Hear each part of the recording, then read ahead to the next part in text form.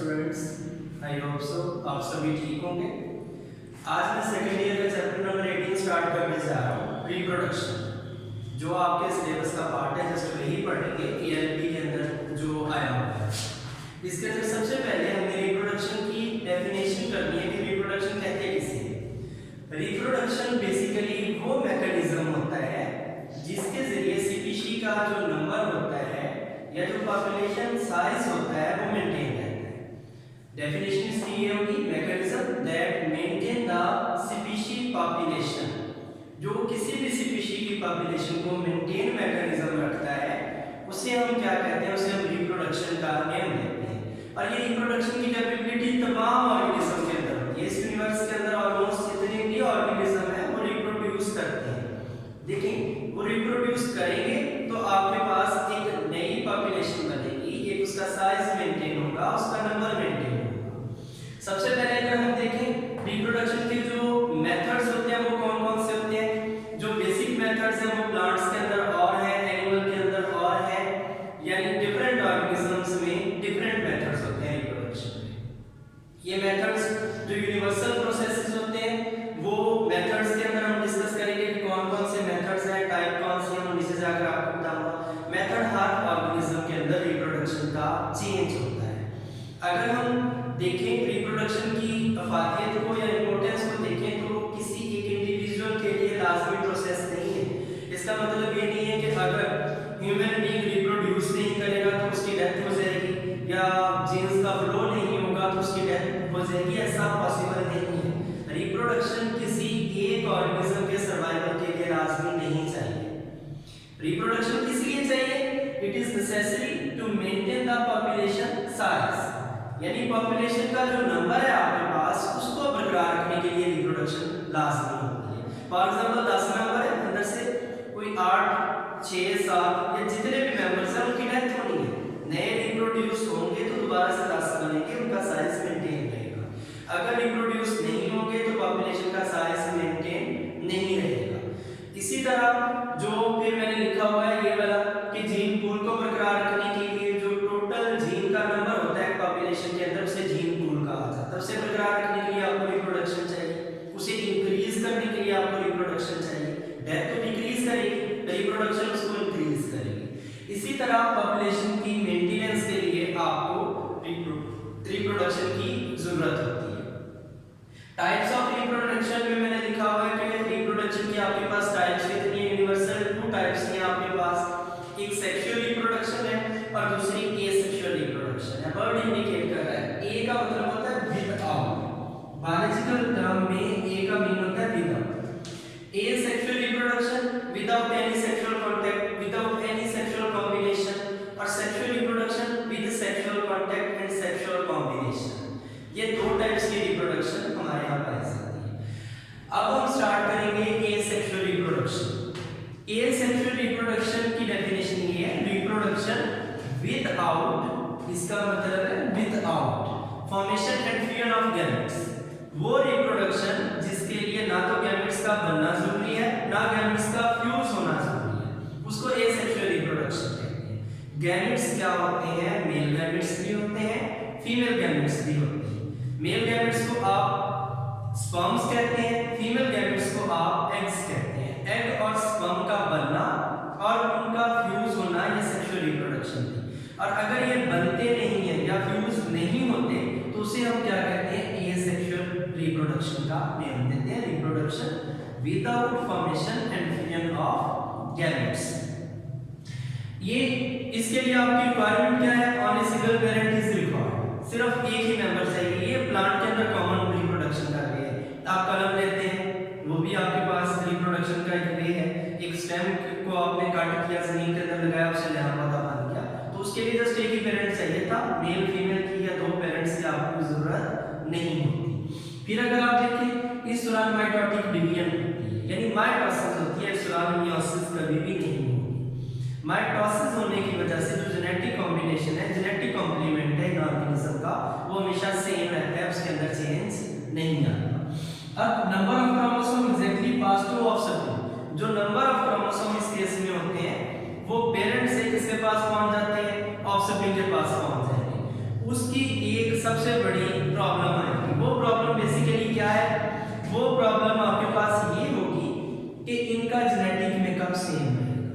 जब chromosome same होंगे, chromosome unaltered information जा रही है, इंफॉर्मेशन में कोई चेंज नहीं आ रहा, तो जो ऑफस्प्रिंग होगा उसका जेनेटिक मेकअप पेरेंट्स वाला आ जाएगा।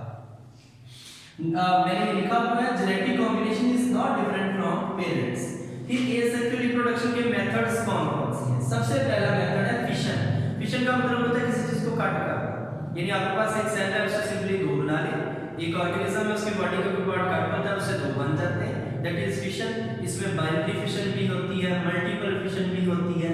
इसी तरह स्पोर कहते किसे? एक छोटा सा thick wall heat resistant structure होता है, ज्यादातर अनफेवरेबल कंडीशन में बनता है, जिसे हम स्पोर का नाम देते हैं। स्पोर फॉर्मेशन प्लांट्स के अंदर भी है, स्पोर फॉर्मेशन फंजाई के अंदर भी है, बैक्टीरिया के अंदर भी है। लेकिन जो फंजाई के अंदर या डिफरेंट ऑर्गेनिज्म के अंदर स्पोर्स बनते हैं, दोनों मेथड से बनते हैं। स्पोर्स सेक्सुअल रिप्रोडक्शन से भी बनते होते हैं और एसेक्सुअली भी बनते हैं। एसेक्सुअल स्पोर्स जो होते हैं वो बेसिकली फंजाई के अंदर कॉमनली पाए जाते हैं, जैसा कि एस्कोस्पोर्स है, सीडियोस्पोर्स है एंड अदर सच स्पोर्स। फिर इसी तरह बड का मतलब होता है आउटग्रोथ। किसी ऑर्गेनिज्म की बॉडी के ऊपर कोई आउटग्रोथ बनी, वो कट हुई, सेपरेट हुई, उससे नया ऑर्गेनिज्म बन गया। ये मेथड भी एक कॉमन मेथड है एसेक्सुअल रिप्रोडक्शन का। जो नेक्स्ट मेथड है हमारे पास वो वेजिटेटिव प्रोपेगेशन लिखा है। ये प्लांट्स के अंदर कॉमनली रिप्रोडक्शन का मेथड है। वेजिटेटिव प्रोपेगेशन की भी दो काइंड्स हैं, एक आर्टिफिशियल वेजिटेटिव प्रोपेगेशन है और दूसरी नेचुरल वेजिटेटिव प्रोपेगेशन है, यानी प्लांट्स की हिस्से को आपने लेना है, उसको कट करना है, उससे नया प्लांट बन जाएगा। नेक्स्ट फिर मैंने उसका एक और मेथड लिखा है, दैट इज पार्थिनोजेनेसिस। पार्थिनोजेनेसिस का मतलब होता है development of an organism without fertilization, कि एक ऑर्गेनिज्म ऐसा है विदाउट फ्री ऑफ गैमेट्स कह दे या फिर ये कह दे विदाउट फर्टिलाइजेशन, कि एक ऑर्गेनिज्म ऐसा है जिसमें टू एन ऑर्गेनिज्म से, इसकी आगे फर्दर हम टाइप्स को डिस्कस करेंगे, टू एन सेल से टू एन ऑर्गेनिज्म बन जाता है, उसे फर्टिलाइजेशन की जरूरत नहीं होती। एग सेल को स्पर्म के साथ मैटिंग की जरूरत नहीं होती। नेक्स्ट एपोमिसिस। एपोमिसिस प्लांट के अंदर पार्थिनोजेनेसिस की फॉर्म है, एक किस्म की पार्थिनोकार्पी है, जिसे आप कहते हैं development of fruit without seed formation. Fruit का सीड के बगैर बन जाना, बनाना इसकी एग्जांपल है। पाइनएप्पल इसकी एग्जांपल है, जिसके अंदर सीड नहीं बनता। वो एपोमिसिस प्लांट के अंदर वे है एक एसेक्सुअल रिप्रोडक्शन। इस एसेक्सुअल रिप्रोडक्शन के एडवांटेज भी हैं और डिसएडवांटेज भी हैं। उसमें डिसएडवांटेज कौन सा है? जो बेसिक सबसे बड़ा डिसएडवांटेज है वो मैं पीछे बताकर रखा हूं कि जेनेटिक इंफॉर्मेशन सेम जाती है ऑफस्प्रिंग के पास। जेनेटिक इंफॉर्मेशन में जब चेंज नहीं आएगा तो उसकी जो एनवायरमेंटल स्ट्रेस है वो डिस्टर्ब करेगी ऑर्गेनिज्म के अंदर एनवायरमेंटल रेजिस्टेंस नहीं होगी। कोई भी स्ट्रेस आती है वो स्ट्रेस को वो ऑर्गेनिज्म बेयर नहीं कर पाता, डिजीज हो जाता है या इवन उसकी डेथ भी हो जाती है।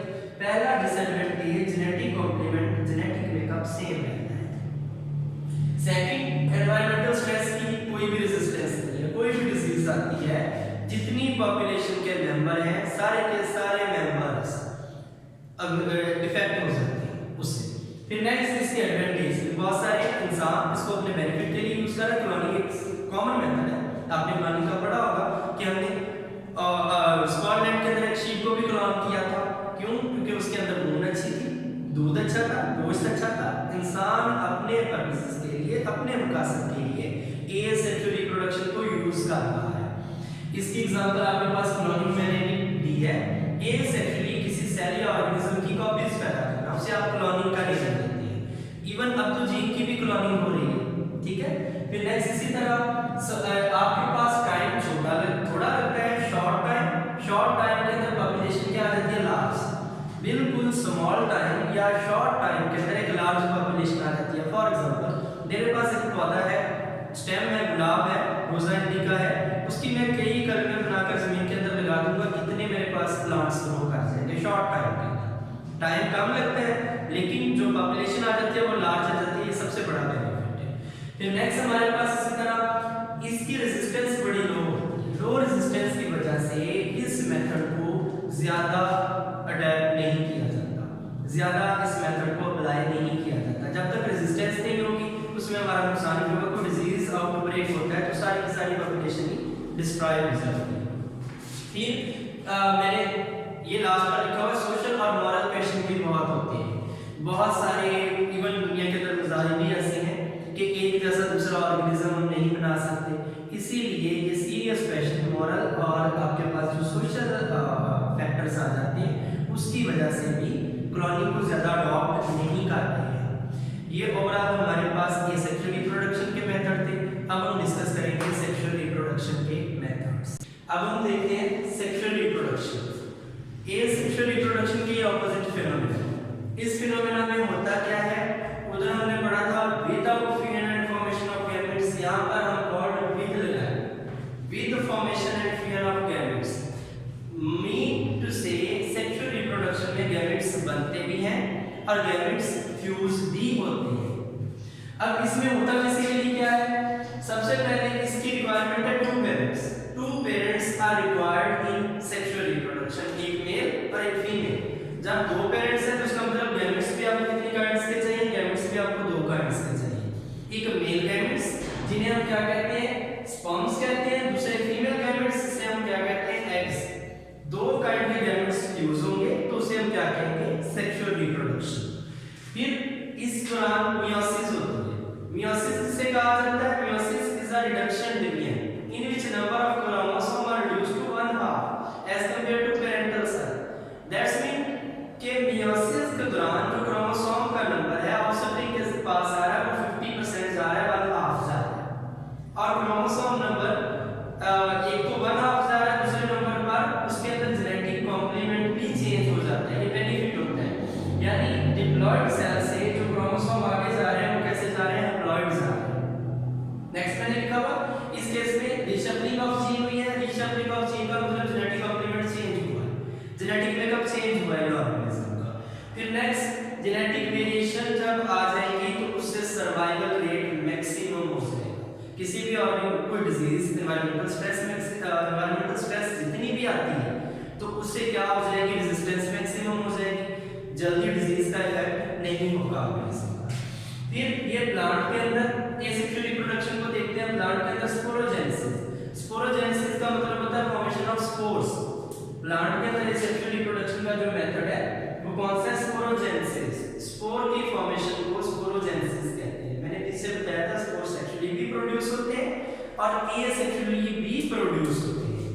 अब ऑल्टरनेशन ऑफ जनरेशन प्लांट्स के अंदर पाई जाती है, जिसमें जो गैमेटोफाइट जनरेशन है वो स्पोरोफाइट के साथ और स्पोरोफाइट किसके साथ चेंज होती है, गैमेटोफाइट के साथ, यानी एक दूसरे के साथ ऑल्टरनेट कर रहे हैं, जिसे ऑल्टरनेशन ऑफ जनरेशन कहते हैं। इसका भी बेनिफिट होता है, जेनेटिक मेकअप चेंज हो जाता है। फिर नेक्स्ट आपके पास प्लांट के अंदर रिप्रोडक्शन का वे देखते हैं, एसेक्सुअल भी हो रही है, सेक्सुअल भी हो रही है। सबसे पहले एसेक्सुअल को देखते हैं। पहला मेथड है लेयरिंग, दूसरा मेथड है ग्राफ्टिंग का, तीसरा मेथड है बडिंग का। ये प्लांट के अंदर रिप्रोडक्शन के वे से लेयरिंग, ग्राफ्टिंग और बडिंग। सबसे पहले हम सेक्सुअल रिप्रोडक्शन को देखते हैं। प्लांट के अंदर डिप्लोहैप्लॉन्टिक लाइफ साइकिल। डिप्लोहैप्लॉन्टिक का मतलब क्या है कि दो वेजिटेटिव जनरेशन एक दूसरे के साथ चेंज हो रही है, ऑल्टरनेशन ऑफ जनरेशन हो रहा है, जिसमें स्पोरोफाइट जनरेशन गैमेटो के साथ चेंज होती है और गैमेटो स्पोरो के साथ। उसके अलावा डिप्लोहैप्लॉन्टिक का मीन होता है जो मॉर्फोलॉजिकल जनरेशन है वो एक दूसरे से चेंज होती है। सबसे पहले देखिए स्पोरोफाइट 2n जनरेशन है और गैमेटोफाइट 1n जनरेशन है, दोनों एक दूसरे के साथ ऑल्टरनेट हो रही है। स्पोरोफाइट जनरेशन से गैमेटोफाइट और गैमेटोफाइट से स्पोरोफाइट बनती है। आइसोमॉर्फिक ऑल्टरनेशन ऑफ जनरेशन मैंने लिखा है, आइसो का मतलब सेम। ये वो फिनोमेना है जिसमें दोनों जनरेशन वेजिटेटिवली सेम होती है। फिर हेटेरोमॉर्फिक ऑल्टरनेशन ऑफ जनरेशन का मतलब क्या है, दोनों जनरेशन वेजिटेटिवली एक दूसरे से डिफरेंट है, डिफरेंट काइंड्स की आपके पास जनरेशन है। फिर नेक्स्ट है इसी तरह स्पर्मेटोफाइट जो प्लांट्स होते हैं जिन्हें आप कहते हैं seed producing plant. Biological term में फाइटा का मतलब होता है प्लांट और स्पर्म का मतलब सीड। यहाँ पर सीड प्रोड्यूसिंग प्लांट को आप स्पर्मेटोफाइट का नाम देते हैं। इनके पास ये डोमिनेंट प्लांट है, इनके पास सेक्सुअल रिप्रोडक्शन के बहुत सारे वेज हैं, उसके लिए कुछ अडैप्टेशन है, कुछ वेज हैं इनके पास, उनको डिस्कस करते हैं। सबसे पहले मैंने लिखा फ्लावर मॉडिफिकेशन। इनका फ्लावर का डिस्टिल एंड और फ्लावर इस तरह मॉडिफाई हुआ है ताकि इजीली उसकी शेप अपीयरेंस ऐसी है ताकि इजीली ऊपर आकर पोलन ग्रेन फॉर्म हो सके और रिप्रोडक्शन हो सके।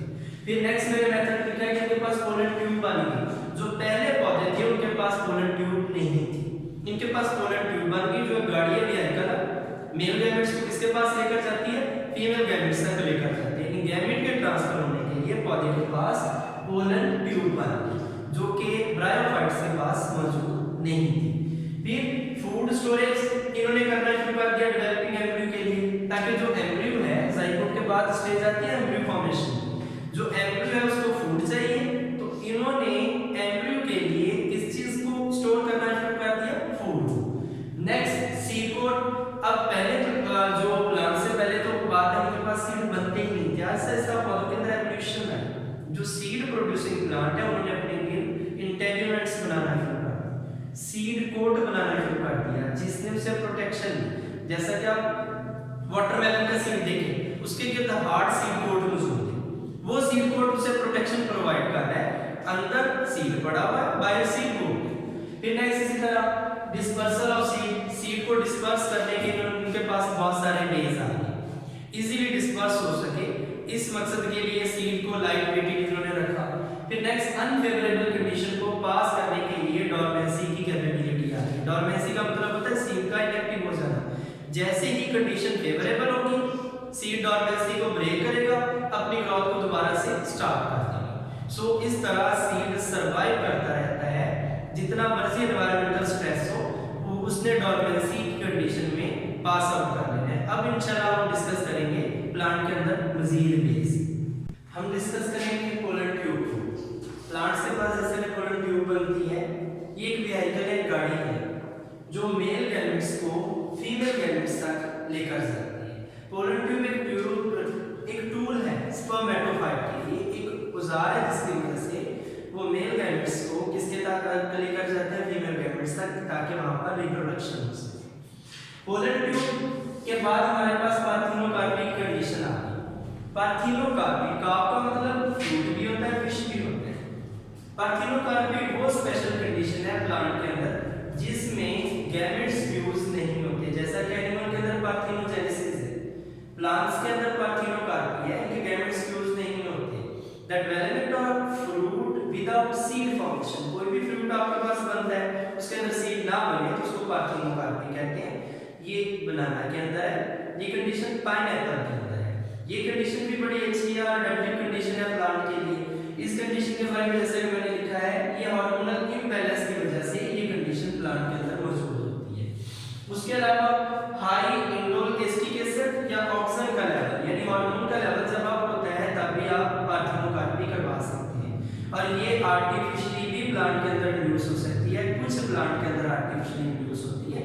जैसा कि आपके पास प्लांट कौन से हैं, टोमेटो प्लांट हो गया, पीपल्स हो गए, इनके अंदर आप इंडोल एस्टिक एसिड या फिर जिसे आप ऑक्सीजन भी कहते हैं, उसका इम्बैलेंस है, उसके लेवल को डिस्टर्ब करें, उसके लेवल के अंदर डिस्टर्बेंस से ये पार्थिनोकार्पिक फ्रूट आपके पास आ सकते हैं। फिर सीड डोरमेंसी, ये भी प्लांट के अंदर कंडीशन होती है। सीड डोरमेंसी का मतलब होता है सीड का इनएक्टिव हो जाना अनफेवरेबल कंडीशन के दौरान। वो कंडीशन कौन सी थी, वाटर अवेलेबल नहीं था, टेम्परेचर सुटेबल नहीं है सीड की ग्रोथ के लिए, सो सीड अपनी ग्रोथ को रोक देता है। इस कंडीशन को आप सीड डोरमेंसी कहते हैं। जब तक ये कंडीशन परसिस्ट करती है, ये कंडीशन रहती है, सीड अपनी ग्रोथ को रोके रखते हैं, इस कंडीशन को आप क्या कहते हैं, सीड डोरमेंसी। डेफिनेशन है inactivity of seed during unfavourable condition. ये सीड के लिए एक स्पेशल कंडीशन। इस कंडीशन में सीड ने क्या करना है, अनफेवरेबल कंडीशंस को पास आउट करना है। और अनफेवरेबल कंडीशंस कौन सी थी, वाटर स्कैर्सिटी है, पानी की कमी है, टेम्परेचर सूटेबल नहीं है, एनवायरमेंटल जो क्यूज हैं वो जितने भी सीड्स हैं उनके लिए सूटेबल नहीं थे। सो सीड ने अपनी ग्रोथ को स्टॉप कर दिया। इसका एक सबसे बड़ा जो एडवांटेज है वो ये कि वार्म स्पेल इन विंटर के अंदर बात सर्दियों में मौसम थोड़ा सा गर्म हो जाता है, टेम्परेचर सूटेबल हो जाता है। वो टेम्परेचर सीड के लिए टेम्परेरी, जिसे हम वक्ती तौर पर कहते हैं, सूटेबल है। ये कंडीशन लगातार सूटेबल नहीं रहेगी, नेक्स्ट डे दोबारा से ठंड हो सकती है।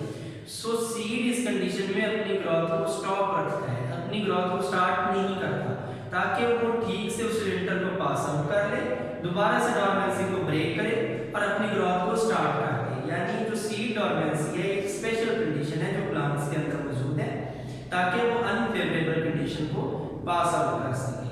अब जब कंडीशन फेवरेबल आएगी तो सीड अपनी ग्रोथ को वहीं से रीस्टार्ट कर देगा, दोबारा से सीड की ग्रोथ होने लग जाएगी। ये तो थे जो आज हमने डिस्कस किए प्लांट के अंदर वे से रिप्रोडक्शन के, उसके अलावा हमने सेक्सुअल एसेक्सुअल रिप्रोडक्शन को डिस्कस किया। आई होप सो आप सबको इस लेक्चर की समझ आई होगी।